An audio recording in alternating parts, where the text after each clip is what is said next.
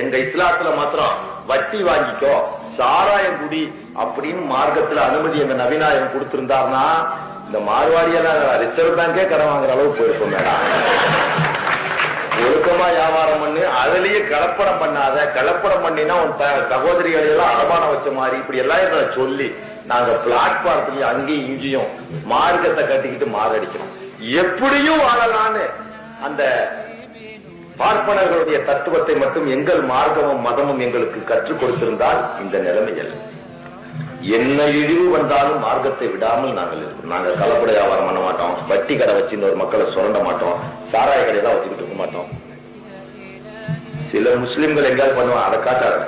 முனாஃபிக் இருப்பான், எல்லா இதுலயும் கருஞ்சட்டைகள் இருப்பான். அன்பழகன் இந்த மாதிரி கடைசியில நீ திமுக ஓட்டு போடுவேன்னு எல்லா நேரமும் அன்பழகா எங்க சமுதாயம் ஏமாந்தவனா இருக்காரு தெரிஞ்சுட்டோம்.